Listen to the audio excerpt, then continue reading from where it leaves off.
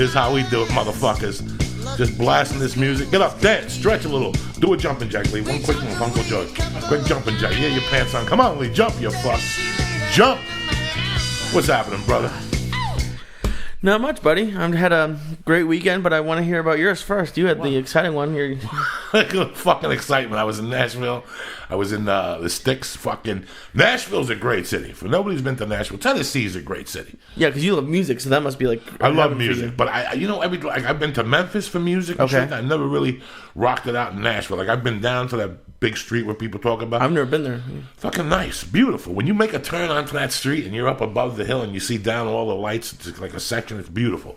Nice people, great fucking food. Oh, I love the South. I went to this place, Jimmy Kelly's, to eat the first night with my niece and my wife. Fucking tremendous. We took our niece out to dinner. You know, my niece, they're from Bradford by Milan and all that shit. Okay. And it was just amazing. It was amazing, and it broke my heart to leave because I saw my wife's parents with the baby. Oh, yeah. You know, and I never had a grandmother, a grandfather, or fucking cousins. She had 3 of her cousins there that were picking her up, singing the songs, playing with her. Because I was killing you without your daughter and your wife last week. You were happy for like a day or two, and then I could tell you like, fuck it, I miss those guys. Well, the house is quiet. You know, you've had noise for 90 fucking days straight. And, you worry, you know. And then when I had to leave, I was worried about the cats. You know, when I'm on the road, I worry about those fucking cats. Oh yeah. Because there could be an earthquake, a hole in the ceiling, one of them leaves, you know. And we're driving back, and I'm worried about the cats, and I see a fucking dead cat on the road, and my heart stopped, you know. But it was great. Nashville, fucking Zanies, is a fucking great club. Oh, cool. It really is. That is, you know, what happened to me there was in 98, I walked in there with Stanhope. Okay. And I had to open for him, and I ate dick, and I got turned off. Right away, when you eat dick and you're a young comic, you think the people aren't cool. Yeah, you blame it on them. Yeah, it wasn't their fault. It was my fault. You know, I went out there cocky or too dirty, and I didn't know it was part of the Bible Belt, and you fuck up. This show is 11:15, so if you're not dirty, you're not going to be there anyway, my mistake. You don't say you're there for a reason. You're there, you fucking cocksucker. How about you in Vegas? Talk to me. I had a great time because there's some history of it in my family. And part of it's the food, but I'm addicted to stuff. I love gambling. I love it. I'm always going to love it. And that's why I can't go that often, because I ended up on top, which is fucking unbelievable for Vegas. But it's dangerous for me there. But I love it. But I know if it was my choice, I would never leave the casino I'm at. And I don't understand walking up and down the street. Oh yeah, that's the fucking. Listen, we were talking about this before going away on vacation with people or certain people. Yeah. So yeah, I love my friends. They're great people.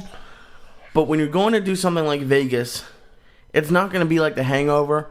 But you can't go with people who don't like that sort of stuff. You don't go somewhere where it's the gambling mecca and the drinking mecca and the having fun mecca with people who don't have that they don't gene. Like, and that's fine. I don't have that gene. You do know that. I don't have that gene. Like, I fucking first time I went to Vegas, I knew it wasn't me. Well, that's a weird. I went out when I was younger, and I found out a buddy of mine was in the bathroom doing blow, and he got arrested, and I had no interest of ever going there because I knew they watched you in the bathroom. Oh yeah, well they watch you everywhere. They watch everywhere, so I had no interest in it. You're saying, Joey, it's very sad that you won't go somewhere because of drugs. Then I went back. I used to work for a sports betting service. Okay. We would go once a fucking month with 14 guys. Jesus Christ. And I'd be so fucking embarrassed. At this time, I was, it was 20 years ago. I was 30-something.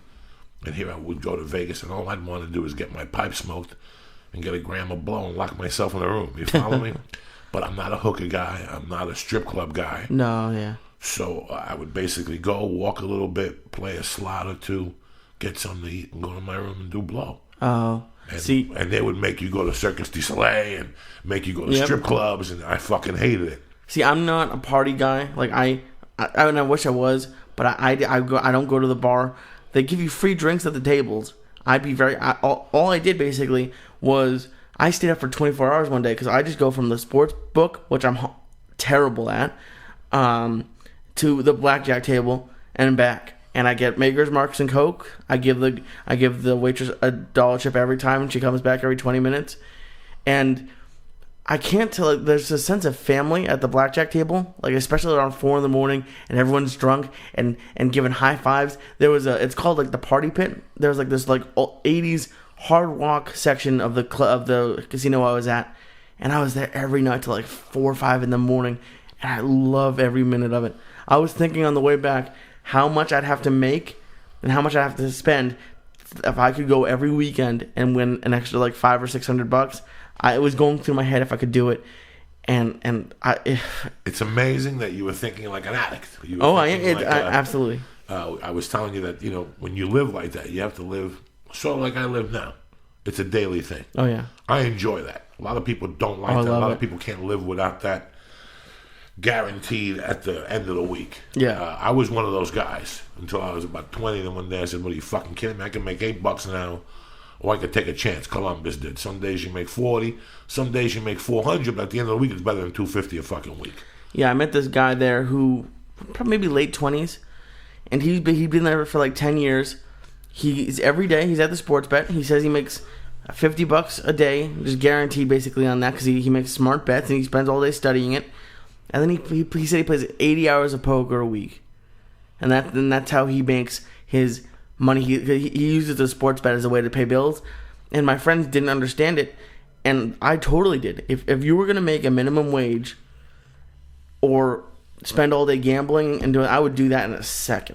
I would do it in a second. Listen, you're stuck at a fucking wage. Yeah. Here's a chance for you to make first of all, the will you have to have when you wake up every morning is a fucking nightmare. Yeah. Because I didn't like it. When I was 18 and 19, I was good at hustling, but I didn't like hustling. I didn't like it. I thought you loved it. At this age, I wanted to be Joe fucking Wasp. Oh, okay. I wanted a day job. I wanted a 401k, but I was too stupid. Not too stupid. I didn't have the formal education. Like, I could always get a fucking job. I could get a job flipping. When I got out of high school, the big thing for my buddies was going into, a lot of them were pretty smart guys. So I went to the stock market and all that in Florida and up north. And they would always offer me shit. When I had a job bartending at 21 that would pay 60, 70 grand in the city. It's union bartending. Oh, shit. Only I didn't know the opportunities of 60, 70,000. I wanted to make that in a month selling coke. Yeah. I was too stupid to do that. I was too, at the time, it was just too much. Now, if I really sat down, I could build an empire, sell and blow at 50, but who wants that around you at this age? I don't need that in my life now. But a lot of people don't know the thing of getting up in the morning and going, I'm at zero. I got to get up and rock the house, go to breakfast, grab a newspaper, look at the fucking lines, put your fucking bet in. Yeah, and you said we talked a little bit, and I'm awful at it, and I should have called Danny B, but the only real way to make money is either put down $10,000 on a game. One game. Or the thing I did as an idiot, which is do parlays, and you hit 3 out of 4 every time, like a friggin' retard. Like an idiot. That you're throwing away your money. And then what I did is I'm only betting 20 or 40 a game, but as soon as you see one of your parlays lose, you're like, oh shit, I gotta go bet another one. Double up. And it's fucking I lost like 300 one day, and then that was the night I didn't sleep. I was up until. Oh, you're a Jew. It was in your system. I went from the sports bet, and I went to a blackjack table, and I didn't sleep until 11 a.m. the next day. I love it. I love staying up that late. And there's so many people up at the casinos. It never ends. And it's a different zone. Oh, it's awesome. Nighttime is beautiful. I love being up at night. It's like a fucking zone. You can hear the echophilia in the fucking air or whatever the fuck's in the air. You could feel it. Somebody was explaining to me once that I live with cats. Yeah. So cats are alert at night. When I come home at 2 in the morning sometimes and I sit there, sometimes I don't even have to turn the TV on. They're on fire, and I can feel it. And I walk into that, and I'm there fucking around with them. It's 3 in the morning. I'm there throwing a ball or hugging them or kissing them, and they're biting me, Yeah. It's amazing when I was telling you I just missed Finney, because Finney was the one that would always bite me at 3 in the morning and shit. He's been dead for 2 months now. 3 months. My daughter's 3 months today. Can you imagine it? Is she really? 3 months fucking old today. Wow. Little I want to be around today. Let's get this fucking day going. Get up, bitches. You got the world by the balls. I don't care what fucking situation you're in, because you know what? You're a fucking lie. Fuck. Take the safety net off. Hit it, cocksucker. Little Chibo Chew double dose. Lee, what's the story? What, man? You gonna take a bite with Uncle Joe? No, just a little tip. I'm not gonna take a bite. Take a little because tip you gave me a little bit, and I was fucking stoned for about 8 hours, and I gotta go to work tonight. I wanna be around. So I'm gonna let you do the Chibo Chew by yourself. You were so stoned when you left my house the other day. Stop crying, all right? I'm not crying. Look at how small. No. Look at that. That's a little dick. That's for you. That's for you. Look at what we're eating. Compare. People at home, compare. I'm eating this fucking little piece of cat shit, and Lee's gonna eat the tip, and he's still fucking crying. Okay. Come on, Lee. No, I can't. I have to go to work tonight. I'll tell you what I'll do. I'll leave it here and I'll throw the knife at you and I'll stab you. Good. And the THC will sip into your bloodstream. How about that? That sounds great. You fucking and people are like, oh, you should eat with Joey. You don't understand how fucking strong this is. It's Monday, you cocksucker. You gotta get the people. That's it. You're done. Wait till I see Dick's eye out. It's over. What? You I'm gonna can't. put a target behind your head. So fucking. That's because you get to go home and take a nap. What nap? I gotta go to fucking Sunset. I gotta rip the house up today. What are you doing on I gotta Sunset? go to fucking for a hearing test. Remember when I got there? You're gonna be raising your hand to things that don't exist after eating that thing. That's what I'm saying. I'm gonna have fun. You're gonna hear I want to be around, and then they'll be like, Mr. Diaz, you don't have the headphones on, and the hearing test hasn't started yet. I ate one of these last night about 5 o'clock. And I went home and answered like 85 fucking emails. Oh, you were tired last night when you called me. Oh, I was lit. I was, I don't sleep on the fucking road. The night before, the show was supposed to start 11:15. It started 11:45. I didn't get off stage till 1:30 in the morning. I basically went back to the room, closed my eyes, and got up, and it was 5 in the fucking morning.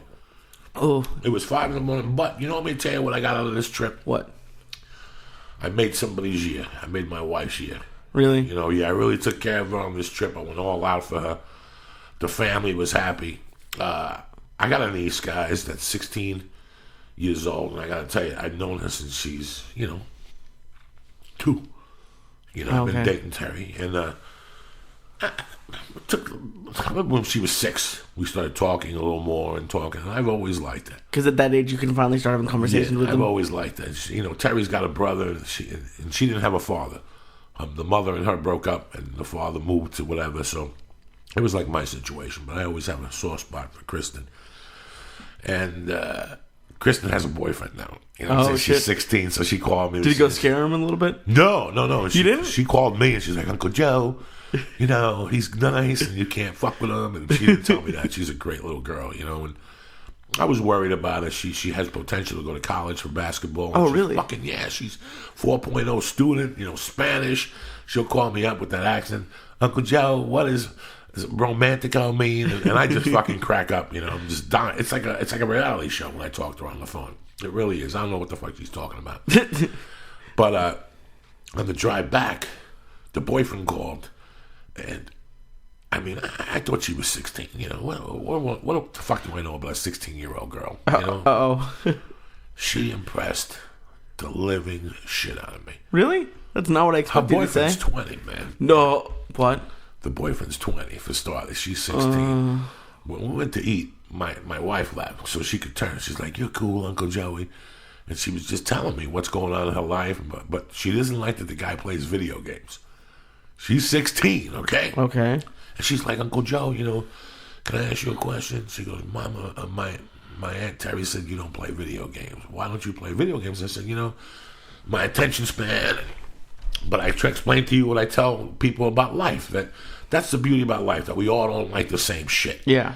We have our own things. And she's like, no, you don't understand. He works 3 days a week, and he's going to go back to school next year. Oh. But he plays video games all the fucking day and all night, and then sometimes I call him, and he's asleep. And so we got in the car, and something happened. He called her, and she's like, did you go up for that thing today? He's like, no. He goes, you know why you didn't go? Because you were playing video games and all this. And she just...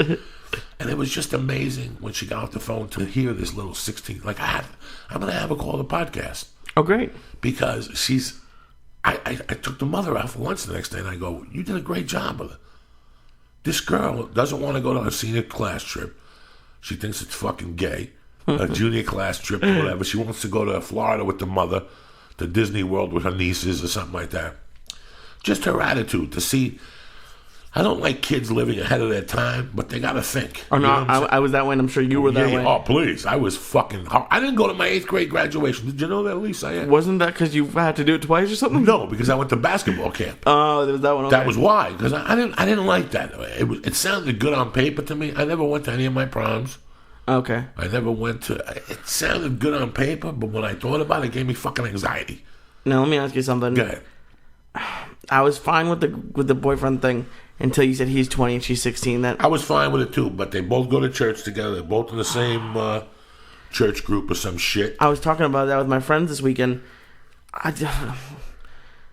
don't think when you're in your 20s, anything below 18, it seems like there's something wrong there, and it's not on her part because I understand why it's alluring for her, but as a 20-year-old, you're dating someone who's just able to drive. They've known each other for a while, and I go to a lot of your girlfriends date older guys, and she goes, I have 3 of my friends that date 19-year-olds and 20s, and I go, does your grandpa have something against it? Oh, please. How the fuck do you think I feel? He's 20 getting 16-year-old pussy. That's wrong. Oh, no, yeah. But they both go to the same church group together. They're both in that same church dynamic. One thing about my niece, he's a fucking Bible beater. Okay. She doesn't talk to you about it. We don't even discuss it. She's told me she's watched some of the videos, and whatever. But no. She's a little bit of a Bible beater, which I have nothing against as long as it keeps her in school. That's the biggest area for fucking meth. Is it really? Yeah, that part of fucking Tennessee. She says you could smell the downwind. Oh shit! In the mornings, you could smell like the cooking it. Yeah, the cooking it and stuff like that. So it's very interesting to see.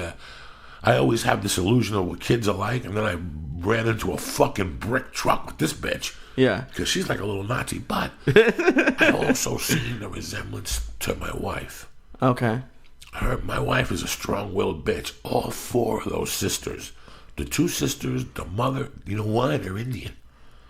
That's why? A difference. Terry's very sweet on paper, but Terry's a bitch when it comes to, and she's my wife, and I'm telling you this. You're not saying that in a weird way. No. It's strong. Yeah. She's a fucking, when it comes to work and taking care of shit. Like last night, my wife goes, so what's going on this week? And I just started spitting names out to her, who I had to send a check to or whatever. And she just started writing checks. My wife and me have that same demeanor. When it's time to fucking rock, it's time to rock. There's times I call her at work and she'll tell me, what is it that you want? And my feelings will get hurt for 3 minutes. And then I realize, A, I know her. Yeah. And B, this is why I married her. Because I didn't want a fucking candy coat. You never want a candy coat. So I seen the connection, which made me fall in love with them even more across the board. I love my mother-in-law. My mother-in-law is the old lady from Outlaw Josie Wales, the old Indian lady. I think it's Outlaw Josie Wales. I'm not sure. Somebody please correct me on Twitter. There's an Indian. Oh yeah, the Outlaw Josie Wales. When he goes to the store to buy the goods, and she asking the lady, "You're the guy that they're looking for." There were some people here looking for you, and he goes to pay her, and she goes, "No, catch me on the next time." She tells him something, but what she wraps it around is, I'll see you again. You're a bad motherfucker. I'll catch you on the way back. And I don't know, you have to look it up on YouTube. He goes to a general store, and she's an old lady, and I think she's either smoking a cigar, she's doing something fucking crazy. What's going on? It sounds like the ocean. It sounds like I'm at the beach, or is this fucking Chandy Chew already fucking hit me? I have no idea. Yeah, no, your wife is very cool. When you were talking about your niece, the first thing I thought was, I know there's a little bit of an age difference, but it seems like with your first daughter and her, there might be do you gravitate towards your niece because of that? I gravitate towards young girls at that age because of that. Because I ask them questions just to see what my daughter would be like at that age or whatever. Yeah. I've always been very respectful. I've always been a fucking young girls guy. I always get along with young girls. I have another niece, Jaylyn. Okay. And she's 3. And I made, those YouTube videos, the camera I have, the blogging. Yeah. It's all with Jaylyn. Oh, that's awesome. And I can't put it on YouTube because people are going to shoot me. But it was her singing and all that shit. And usually, last time I was there, she was kicking me at a basketball game. And her mom's like, she don't kick nobody. But that's what I bring out in kids, and I don't give a fuck. At least I bring something out in them. It's because you're a 50-year-old kid. I mean, you're serious, but you're a goofy motherfucker. Oh, please. I love fucking around with kids and talking to them and letting them. By the way, anybody watch, before I even get this going, because I might fucking break down. We got 7 minutes. Anybody watch 60 Minutes last night? If you didn't watch 60 Minutes last night, it was fucked up. What was last night? Fucked up, Lee. It was about, it was about the shootings at Sandy Hook. Oh no! Oh, the parents went on. I saw the promo for that. Oh my God! And Jeremy Lin. It was just a great 60. Listen, guys, I watch TV, but listen, since I was 10, there's not a lot of shit I fucking like watching, okay?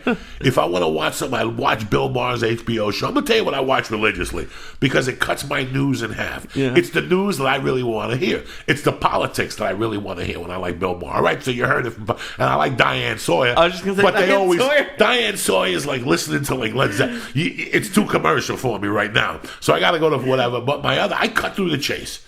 And I go straight to fucking 60 Minutes. And sometimes 60 Minutes sucks, but sometimes I have a terrorist on there, something. This last week, I taped it. Because I didn't know if I was going to be home. I didn't know if I was going to be asleep. And I come into the living room last night, and I'm watching my wife hold the baby as tears are running down her face. And I knew what it was already. I looked, and I go, fuck. And I sat down, and I watched these people and talking about it, and oh my fucking God. I would never want to trade my life with those people. But there was one lady who really fucking hit home with me. And she spoke about the kid. He's great, that guy on 60 Minutes. He looks like Anderson Cooper. He might be a little gay. But who the fuck knows, right? He might suck a couple more poles than fucking Anderson. And I love Anderson Cooper, too, by the way. Let me blow my nose. I didn't put my drops in this movie. Yeah, because the Sandy Hook thing happened right when your daughter was about to be born or just had been born. I don't remember 12-14. 12-14. And it's, if you put it together, it's 26, the number of lives that were lost. So, Jesus Christ. The fucking guy goes, how do you live with yourself now? And the lady goes, some mornings I want to crawl in the hole and whatever, how you would when you have a loss.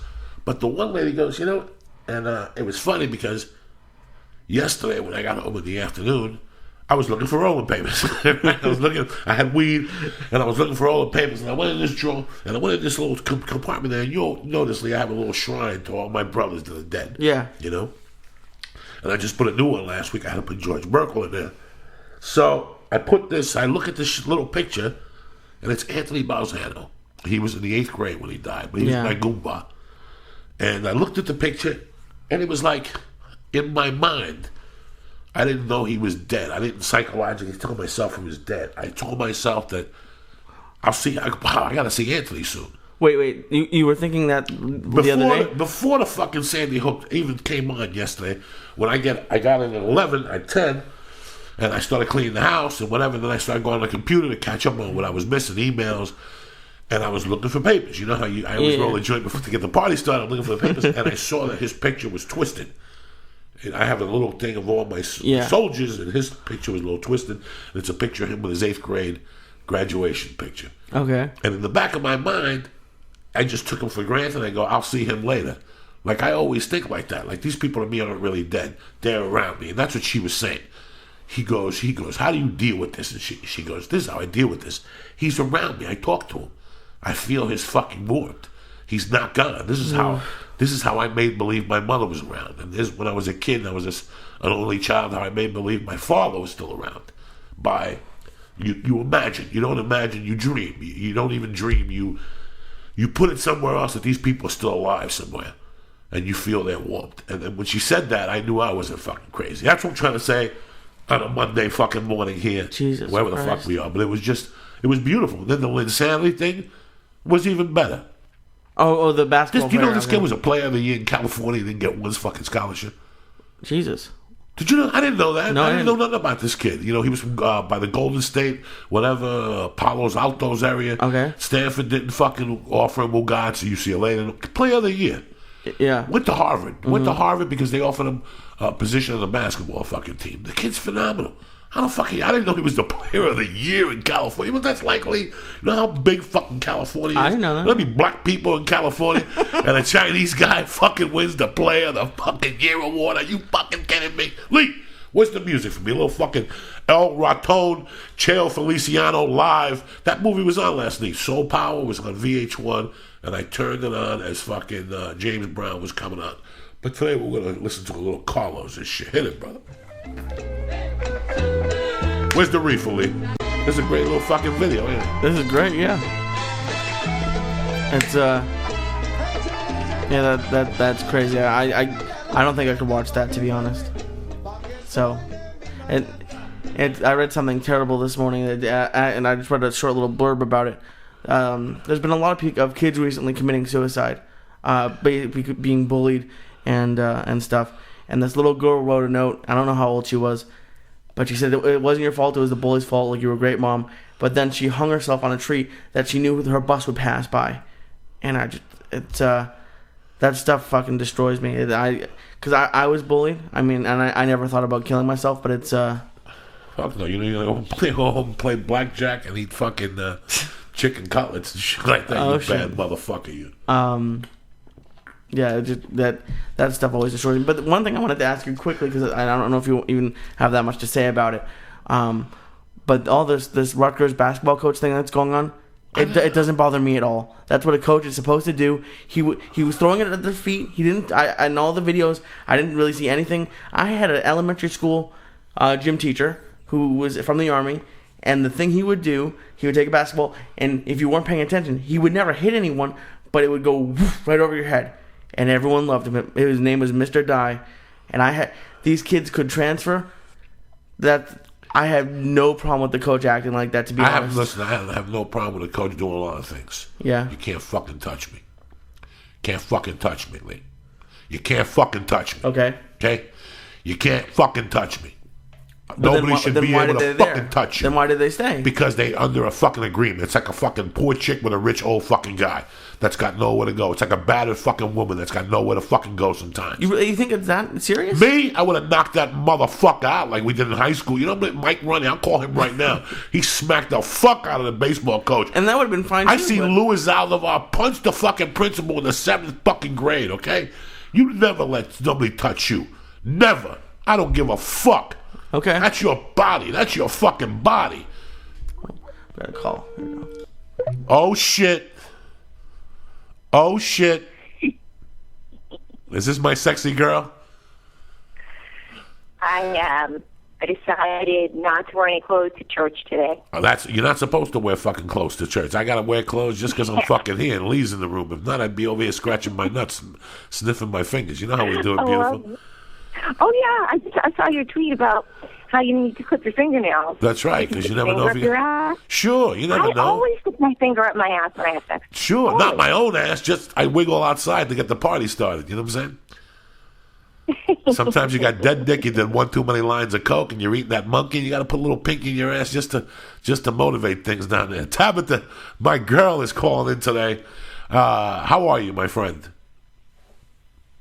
I am doing very, very well. How are you? I know you had a busy trip, had a busy weekend. Yeah, everything. You know, when you fucking got to do shit with the family and carry packages, I was carrying teddy bears and kids and it was pretty great. It was great to be in Tennessee with my wife. How was your weekend, my love?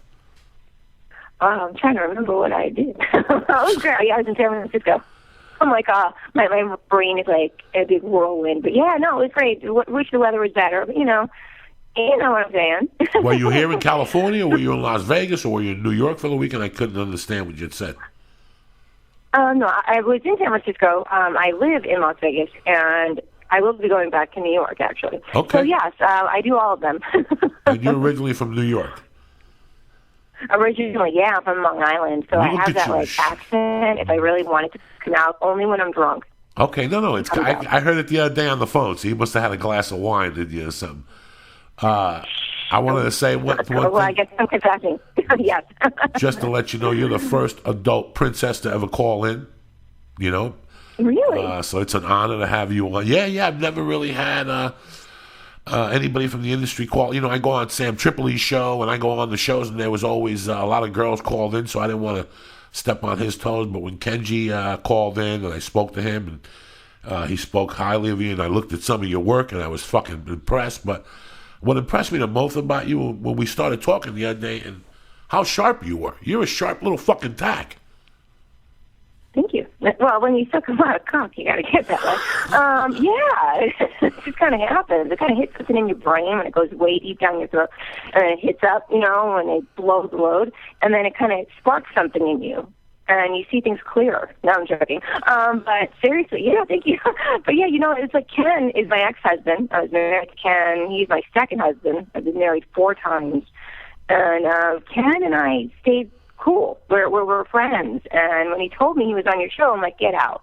I'm like, Joey's funny as fuck. I'm like, really? And he's like, yeah. I'm like, is it cool? Can I go on? And he's like, yeah. And it was actually my friend. You know who Shabuti is? Yes. You know that guy? Yeah. Okay, so Shabuti. Okay, Shabuti is awesome. So Shabuti was the one, he tweeted me. He's like, your ex-husband's on Joey's show right now. I'm like, he is? You know, and I was just like, no. You know, so I was just like, right on. And then I got a hold of Ken, and I'm like, you got to hook me up with Joey. I got to be on Joey's show because I like it. And so he's like, okay. So it worked out very well. And thank you so much for having me on. No, very, thank you. Cool. But it was funny. What we do on this show is just, Tabitha, I know when you talk to different people, when you talk to some girl, I mean, I don't know how to say this without you. You've been around. You follow what I'm saying to you? You've been around the block. And sometimes you see a 20-year-old girl that's just getting into the industry or whatever, you bump into her. She's very sweet. And you know that something's not right there, but this person can do a lot more. Do you ever have that feeling about somebody? You're like, wow, this person could maybe do something better with themselves. And you mean out of the business? Or just no, maybe in the business. Maybe somebody is an people evolve. Maybe they would be a good director or something. But it's really weird how people get stuck in their lives. And you and I were having a conversation about divorce because I've been divorced once. I'll tell you, it was as devastating as losing my mother. The first divorce. I've never been divorced before. Just my divorce. It was devastating because I lost everything, emotionally and financially and all this shit. And it was tough to recover. But the best thing about my divorce was I got into comedy because I had nothing. I had nothing to lose. Right. And you were telling me the story the other day in between divorces, how you were married to a guy and you looked beautiful and the guy wouldn't touch you and you lived like a princess. He gave you everything. Tell us the story. I really love that thing. Oh, it's true. I was married at age 23, and he was a nice guy. And again, financially, yes, it was great. I didn't realize we had a lot of money. Well, actually, he did. I can't say we because he's the one who really worked. But I wasn't working. I became a housewife. And he was so busy working all the time. And here I was going to the gym 6 days a week. I had really long blonde hair, big boobs, and I looked good. I took care of myself. And he was, what happened was he would go to work earlier in the morning and he would come home, like about 5 o'clock in the evening. I'd have dinner, he would take a shower and he'd fall asleep on the couch. And I had to get him up and have him go to bed. So our sex life really suffered. If we had sex once every 3 weeks, that was good. And when you're a newlywed and you're young, being 23, 24-year-old girl who's going to the gym and taking care of herself, you feel like there's something wrong with you. You feel like it's you. And I went to psychiatrists. I was on Prozac. I would cry in front of the mirror every day for 2 months. I did. I cried every night before I went to bed. And I thought it was me. And it wasn't. It was just he was working to secure our future. Of course, I see that as I get older. But I just thought, you know what? I'm not happy.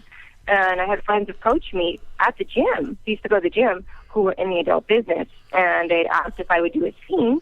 And actually, they asked if my husband would do the scene with me. And I said, nah, he won't do it. But I wanted to see it. So I went and I got an HIV test. You have to have a test when you go to work. And this is back in the 90s. So this is 95. I went and I was 25 years old. And I went from Las Vegas to California, got in a plane, and saw a movie, watched them film it. I wanted to see how they did it first. And said, I could do this. This is easy. Went in, and it was so natural to me just to go in and do a scene. And once I did the scene, I never went back home to my husband. I stayed in California. My mom moved me out of the house that I was in. I told him to keep everything. I didn't even want my car. And, he had a big house, everything. I'm like, I want $60,000. That's all I want. It's $60,000. I don't want your IRAs. I don't want your business. I don't want anything. It's $60,000, and that's fine. And really, for being married over 2 years together, or over 3, that's not a lot of money. But I was like, you know what? I gave up everything and went into something that I knew nothing about. I knew nothing about porn, not a damn thing. But I thought, you know what? This could be fun. And you know what? I will, because I'm going to work. And I'm going to make a name for myself. I told myself that, and I did. So, yeah, it's kind of similar in a different way to your story. You know what I'm saying? It's the same thing. It's really the same thing. You were there. You had everything, but you weren't fucking happy. And one day there was not a at thing all. opened up and it said, and whatever, it's in the adult business. You went, you fucking rocked it. Because I saw the one tape with you attacking some young guy or something, a delivery guy. I loved it. I fucking loved it. You attacked it. And, you know, well, people don't understand anything is better than sitting on the fucking couch waiting for something to happen in your life. Anything. Oh, yeah, you're not going to get anywhere. Nothing. And you know what? And I get a lot of flack because it's porn. And it's kind of like, and right now I'm doing other things, like I direct show, help direct shows. My husband's teaching me. My husband's a director, actually. But I produce shows. We have a regular show that we're working on now. I'll tell you about it later when I'm allowed to announce what it is. But it's more of a mainstream show. It has nothing to do with porn. But I get a lot of flack because it's, oh, well, couldn't you have done something else besides, you know, porn? Porn's disgusting. Porn is this. And I'm like, if it's so disgusting, then why do so many people watch it? You know, it's like, really? And I don't see it that way. Actually, I feel more liberated and free from doing porn. And I've made a lot of money. I've done really well for myself. I made a name for myself. Yeah, there are a lot of that. I lost some respect from people. Yeah, but those are the people I don't want to be around anyway. Yeah, so there you go. You're weeding out the bad. Hey, the people that don't respect you, they don't stand online with you at Rouse and pay for your fucking groceries. So they could all suck your dick, or in your case, they could eat your ass. You know, I'm the same way. I mean, I was a criminal, and I know that growing up, I lost a lot of friends because of the things I did, but they're not there with a fucking handout, or they're not there helping you. In this life, you have to do whatever the fuck you got to do, and now you evolved. I mean, yeah, you did it, but it was a stepping stone. It's not like there's two lives to every fucking job. Right now, I'm 50.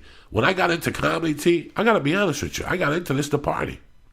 I wanted to be Lenny Bruce. I wanted to shoot heroin at night and hang out with strippers and jazz musicians at the Chelsea Hotel in New York, and I wanted to do comedy, and that was what I wanted to do.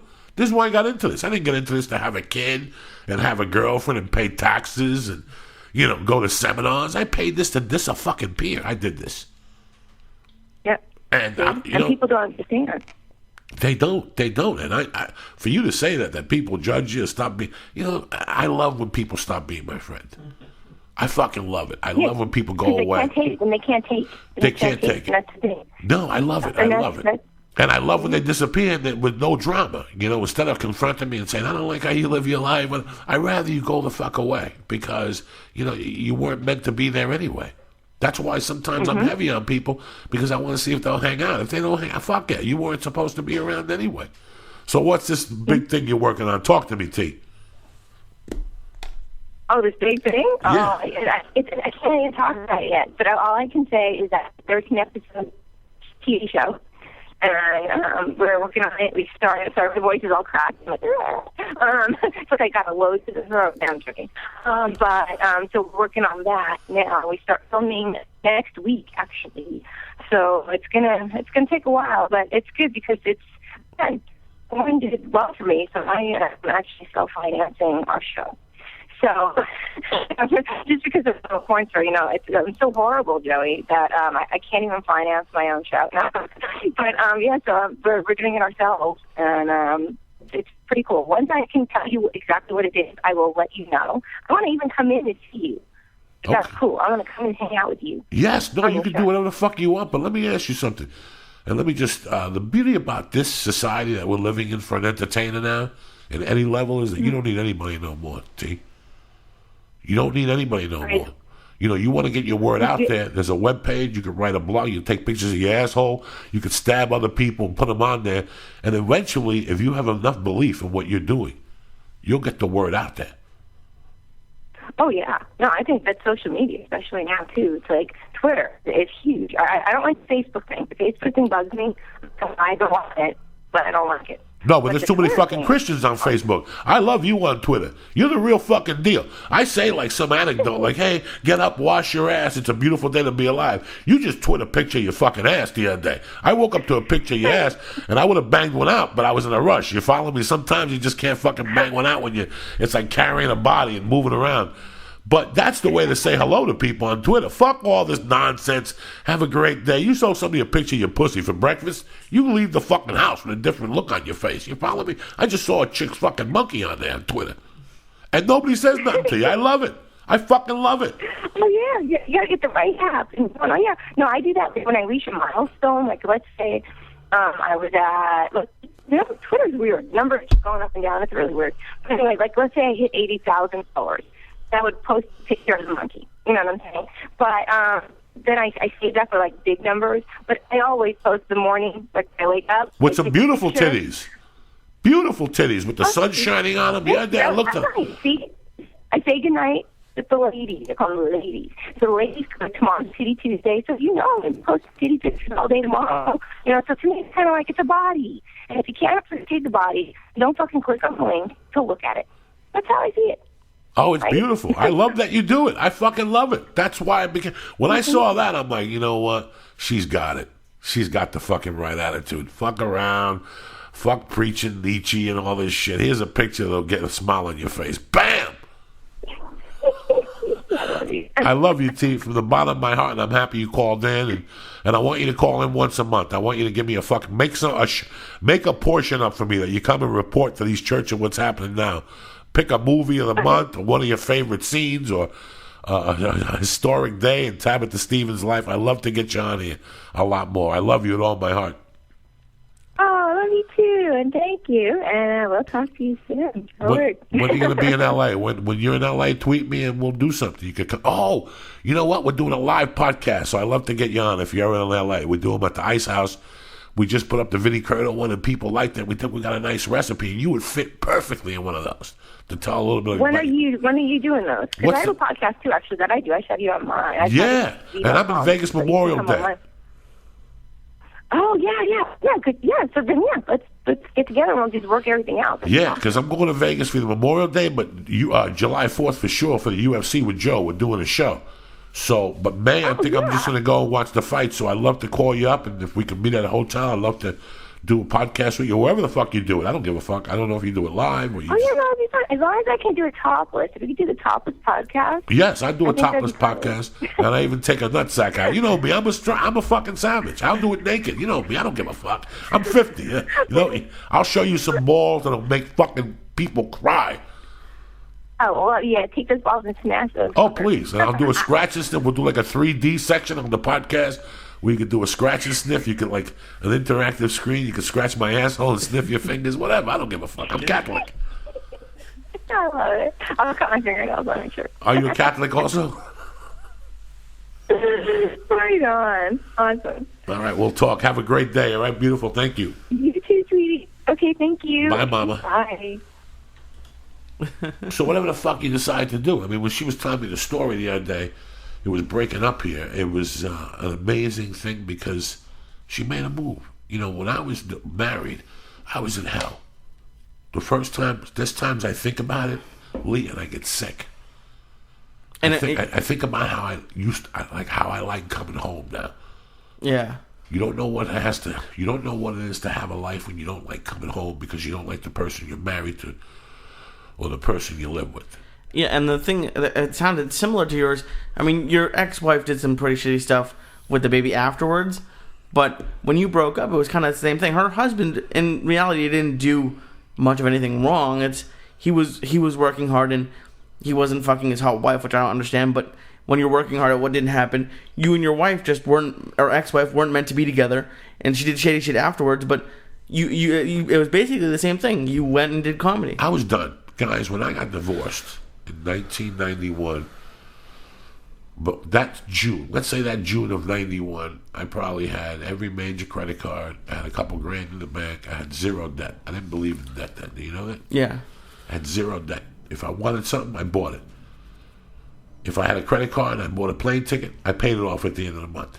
There was zero debt. I started with my credit from a college Visa card. Mm-hmm. Once you get your first loan or your first Pell Grant, you get a Visa application in the mail, pre-approved with a $100 bill if you sign it. They want you. They want you out of fucking high school.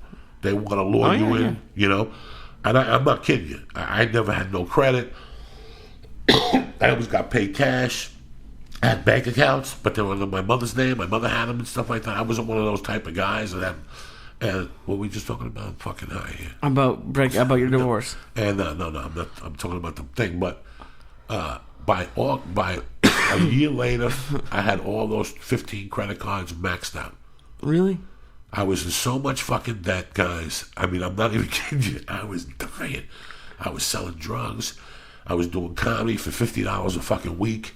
You know, every Tuesday at the broker for a steak, and the rest came out of Valiums. I sold Valiums till I couldn't sell Valiums anymore. I'd get 100 of them for $200. I'd sell them for, I don't even know what the money was at the time or whatever.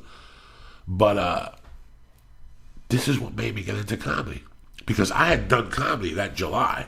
We broke up that October. But I was doing it as a hobbyist. Yeah. I would have become one of those people that I fucking hate in town. That, you know, they do it, but they always have something else to do, and they just have a business card and shit like that. When we broke up, and I was confronted with nothing. Yeah. And even then, I still didn't. It took me 2 years to really grasp what was going on in my life, that I was going broke. And after I stopped feeling sorry for myself, was when I said, I have nothing to lose now. I have nothing. Yeah. I had nothing. I had a white Nissan 19 whatever fucking car. If it was a 91, think about it. Nissan, when they were Datsun. Oh, shit. That's how old the car was. I went from having an Acura Integra, brand new, and a brand new Ford truck, to having a fucking Datsun. Oof. And that's how I got into comedy in 1994. I got separated in 91. I didn't even really zip into comedy till maybe October of 93 was when I said, you know what? This is what I need to do. It's not getting any better. It's not getting any better. The addiction was bad. The money for the kid was bad. I had nothing, so I might as well go for it. And I went for it. It's the best time to go for something. You got nothing. Because you got nowhere to fucking go. It can't get no worse than what it already is. Exactly. And sometimes it gets better and sometimes it don't. But you'll never know until you fucking wrap your hands around and say, suck my dick. Am I lying to you? No, that's all you can do. You're dealing with, Lee. Look at you with this gambling thing. You know, you like it. And I know you're a smart guy. You can make a living off it. You're going to take a couple knocks.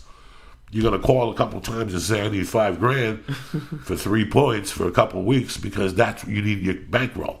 The most important thing in a sports is a bankroll. Yeah. As you learned, parlays suck dick. Oh, yeah. So you have to attack one game at a time. And eventually you'll learn that the game that's on CBS, not the game you want to bet. No. Most people say, I don't like betting that because I can't watch it. You follow me? So they highlight those games. Those are the games that have action on them. You got to bet the New Mexico States, the Wichita States, the fucking... Yeah, even me, I called you with Syracuse. My friend said Syracuse is going to upset them. It was close. Yeah. But they didn't win, so it wasn't that fucking close. But the one time or 1 or 2 times I won, they don't do it often, but they made a mistake on like Friday or Saturday night. It was probably Friday. It was Oklahoma City playing the Indiana Pacers, and they had the Pacers favored by 3. You know NBA. I know a little bit. I know. I'm like more than a casual fan, but I knew that Indiana shouldn't be favored over Oklahoma City by 3. So I bet, and I won I won like $250, and I was like, oh shit, because it was awesome. But it's kind of like with when they say in blackjack, you have to wait. Like, you really have to have a lot of money to play, because you're going to lose a lot in a row, and you have to wait until it gets good. You have to wait for that one time they make a mistake. Like you said, you told me not to bet parlays. You said wait for that one game where they make a mistake, and put the house on that motherfucker. That's how you have to do it. That's it. When gambling, the more you dilly dally, the more you're gonna fucking lose. You have a high chance of losing straight up. Yeah. Can you imagine dilly dallying? Like when I go to the track and I bet 2 trifectas, and I'm dilly dallying. Yeah. I'm dilly dallying. You take that one fucking horse and you blast it for everything. It's going off 8 to fucking 1, and you keep going. You keep going on to the next race, and the next race it might be a 3 to 1, and you're there. At least you made $2 on your fucking dollar, you know. But at least, and you know, got to hold. You know a horse is gonna win. Yeah. There's no money at the end of this fucking horse. It's gonna go off whatever. There's no fucking money. Why? It's like throwing spaghetti against the wall. So your movements are very calculated. You just can't bet like a fucking Puerto Rican on the 5th. I got a check in my fucking hand. No, your movements have to be very calculated, because just because you know that you might win, it's like that chick at the bar that you know you're gonna fuck her. You fucked her 80 times. You're coming her mouth and her eyeballs, but you know there's drama attached to it. Yeah, she's a good piece of ass, but you know you're gonna hear about the father and how the brother beat her with a fucking broom handle. You don't want to put up with this shit. You know, follow me? That's that fucking thing. So sometimes you just lay off until the good one comes along. That's the thing with that sports bet. Yeah. But then you're hitting it from all angles, because While you're making money there, you're playing cards. Correct? Yeah. Oh, yeah. So it's a hard fucking thing. You got to be really sharp. You can't get high. You got to be sharp. And the other thing is, and one of the main reasons I'm not going to... I would love to make a living off of it, but I went to a local bar in Vegas yesterday for lunch, and I see it all the time in the casinos, and I saw it in San Diego. The people who are there all day, every day, and are just sitting at the slots, constantly putting in money or constantly making bets, are the people that fucking lose, and that's they're doing too much of it. Like just the Tabitha who just spoke. She's not the porn star who's going to be there at 50 doing $100 a day or whatever. You always have to be moving forward, and at some point, gambling isn't going to be enough to do it. So you got to be careful, because I could feel myself getting pulled in. I won yesterday, and all I wanted to do was take all my winnings and put it on one bet. That's all I wanted to do. I didn't do it, but and my friends didn't understand that. I couldn't. To me, I'm like, how could you not want to do that? But to me, like, I wanted to just do it, but I didn't. But God, action. It's called action, brother. It's called action. And some people fucking love it, and some people don't, and some people are scared of it. I love it. You're looking at somebody that's scared of it. But you did a lot of sports betting.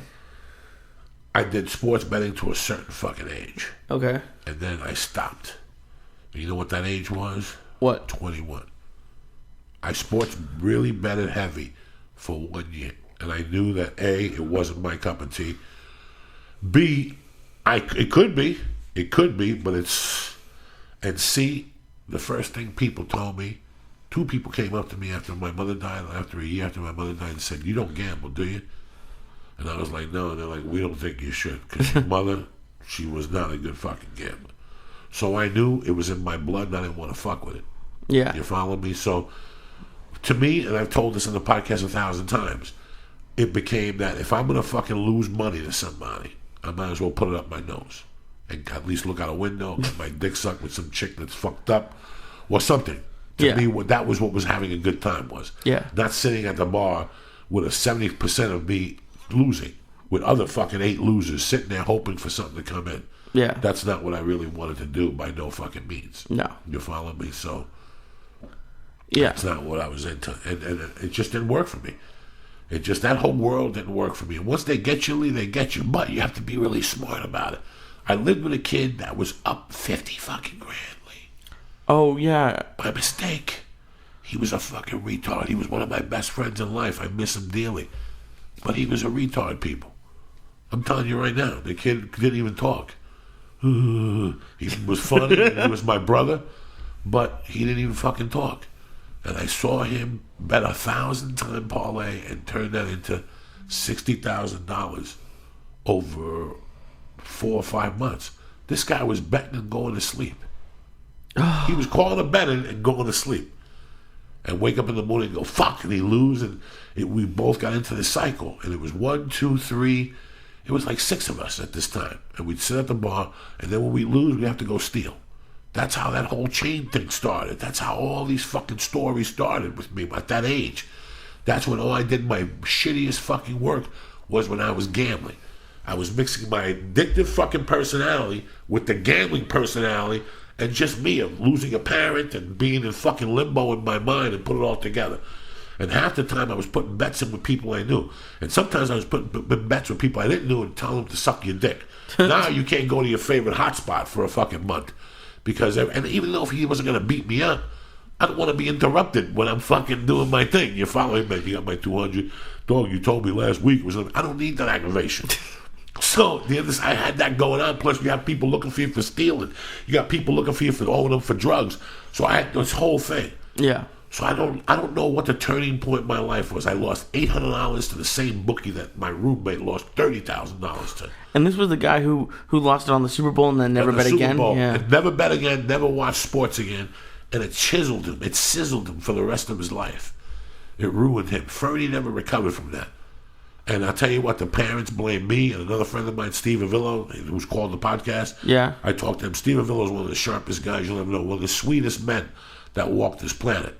You know, I see the post he does on Facebook. He's got the bandmasters. Yeah. And they travel around. Past masters, I'm sorry. They travel around. He told me one time that Ferdy told him after high school that my mother hates you because you used to have parties at your house and I would go and get drunk.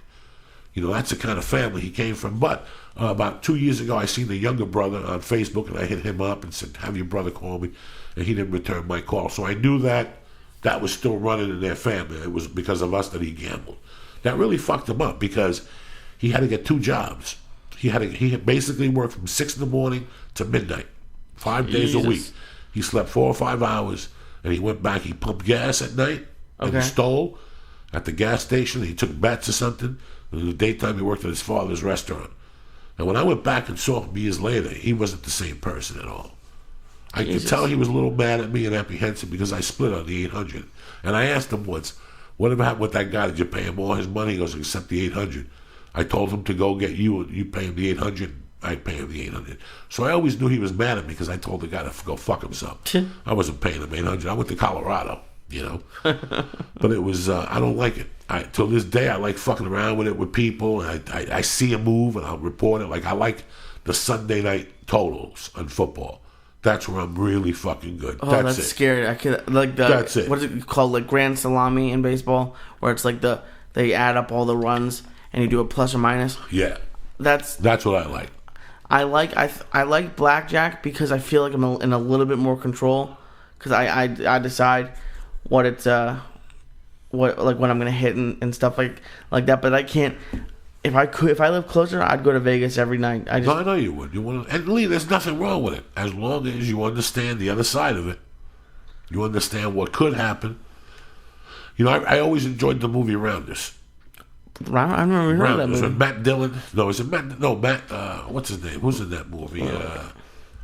Rounders is a great fucking movie about a poker player. It's about Matt Damon with John Malkovich playing the Russian gangster at the end. It's Matt Damon, Edward Norton, Paul Cicero, John Turturro. Oh, tremendous movie. John Turturro's tremendous. It's about gambling. And it's about this kid who loses a ton of fucking dough, and then he swears off gambling, and he gets the chick from the Fantastic Four is it. She plays at the pool hall, at the poker hall in New York. And it's funny because a buddy of mine on Facebook, when we were kids, he was a gambler. He was a casino dealer, one of those underground spots in New York. Oh, okay. Like, if you lived in New York, you'd gamble every night, too. I'll send you to a place, I'll make a phone call, and you're in a basement in fucking Spanish Harlem that looks like Las Vegas. Oh, really? Looks like Las Vegas. They got food, they got chicks sucking dick there. I used to go to one on 181st Street in in Amsterdam. It was a parking garage. Yeah. A parking garage at night. The top floor, everybody thought it was parking. They had turned it into a legal casino. Jesus. A fucking parking garage. And you get blow, you get heroin, you get your dick sucked. The last time I went over there with a friend of mine, Chris DiLorenzo. And he used to have a brother named Bonehead Amy. I talked about him on the podcast. And they had a sister called Donna. They had a girlfriend, Amy or Bonehead. They had a girlfriend called Donna who was Chinese and Italian. Guys, when I tell you, this chick was fucking banging. And I was 18. I'd wake up over there hungover. And I looked to see who was in the living room, and she'd be completely naked with her legs open, sleeping. And I look into her pussy, and my head would almost explode, and I'd run out of there. I go to this gambling casino one night, all fucked up on sleeping pills and shit. And I see Donna in there. And she goes, get me out of here. And I had a car downstairs. I was all fucked up. I had woken up in a car. I had been out with friends of mine. They left me the keys. I took the car keys. I left my friends in the city, and I took this chick Donna over to a hotel in Fort Lee, New Jersey. This is fucking crazy. We must have done an 8-ball of blow. Nothing happened. Here I was in love with her. Thought she was going to show me a pussy. Nothing fucking happened. So that's the way to end a Monday morning fucking podcast. On that note, don't get into gambling, Lee. Stick with what you're doing. No, I'll be fine. You'll be fine. If not, call Danny Bianculo. She fucked up. And I was going to tell you to call him. Don't you have his number? I'm sure I do. I just... You fucked up. He got away. Did you check the messages this last week? We had a couple people call in, didn't we? Ralphie May said he called in on Friday. There's one message apparently. Yeah, I don't know why he'd call in on Friday, but yeah, I think we have one message. But anyway, listen, let me give some shout outs real quick. Let's talk a couple minutes here. Let me give some shout outs. First off, to my main man in Nashville. I got to give Nashville fucking Death Squad, a big shout out. That dude's a sharp fucking guy. I met him. He got me into the Zanies. He's doing a great job for Death Squad. And Death Squad as a whole, you know what? You motherfuckers are popping up everywhere like roaches. They got Kent, they got everywhere, and we're going to try to see all of you this year, at least I am, with fucking the Flying Jew. Duncan's back today. His mother passed. My deepest condolences. If you go on Duncan Truss, we'll send him some fucking condolences there. But the most important person I met this week was a little fucking skinny kid named Hank Diaz. Him and his partner came to the show, and outside, they fucking hugged me, and they had to go to work at Kroger's. They stock shelves at fucking Kroger's. That's all. It's a job. It broke my fucking heart. I wanted to cry right there, but there was too many fucking people. Like, these guys came to the show, and then they're going to fucking work all night. He had a Stay Black shirt on, so I got to give you a lot of love. And I love Kroger's. Don't get me wrong. I used to use the calling cards in Buffalo. Fucking Kroger's delicious. They got the fucking chicken, the wings, bigger than your fucking head, Lee. 22 points a piece if you at Weight Watchers. So, Hank Diaz, I love you. Your little buddy, you came out. Nashville fucking, like I said, Nashville Death Squad, Stay Black.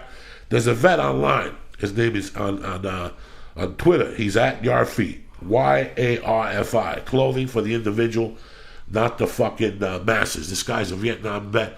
If you're a vet and you're trying to help other people, these are the guys. I know there's him, and there's another guy who used to make leather jackets. Who used to listen to Beauty and the Beast.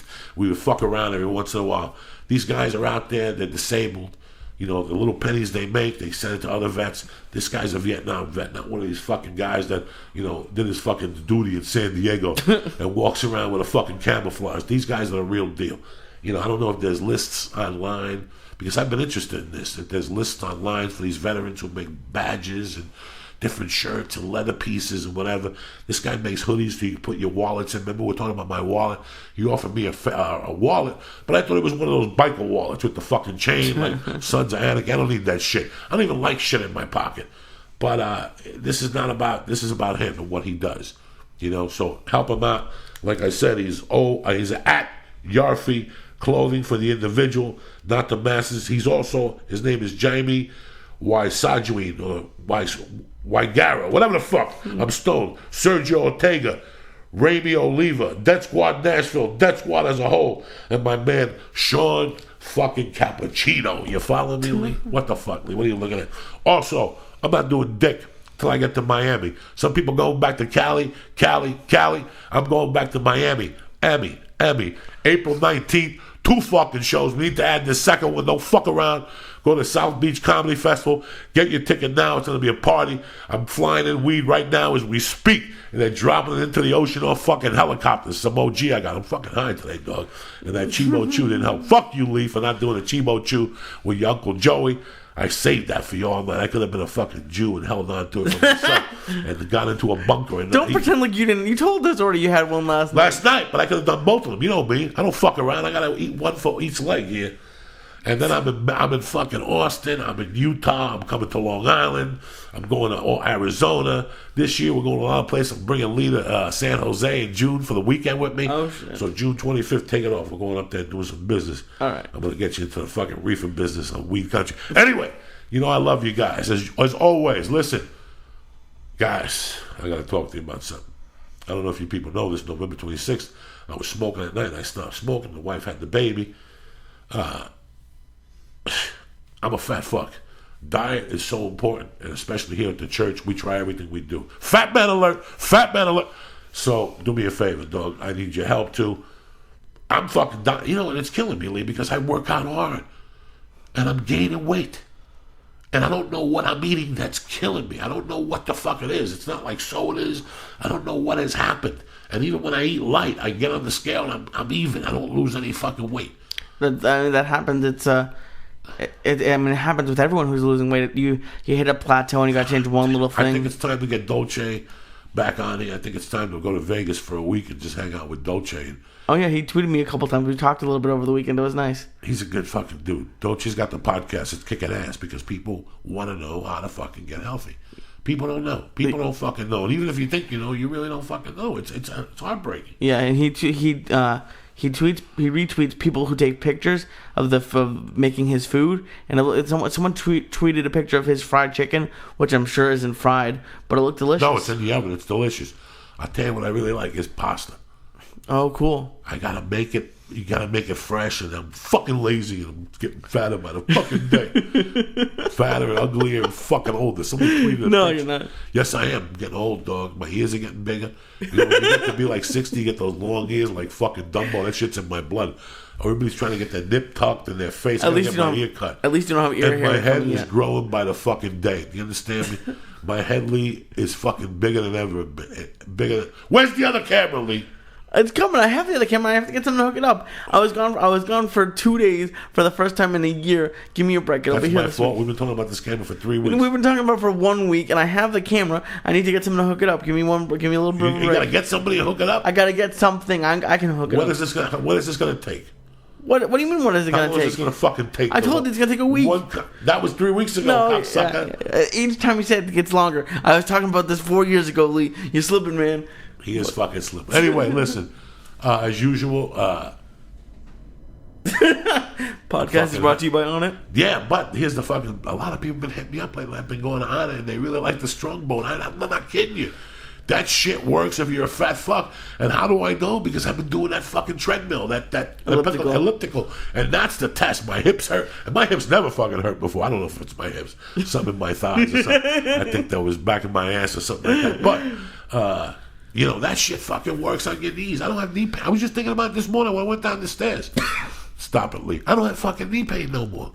No, I don't have any fucking knee pain at all. Not at all. Now I got the strong bone in my system, so it's been like 4 weeks. It's gone.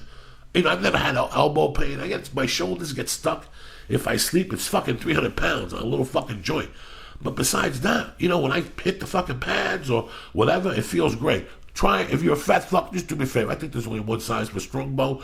So if you're going to go for broke, go for fucking broke. Get the strong bone, get the fucking immune with the Shroom Tech immune, because that shit, like I said, my allergies have been on fire.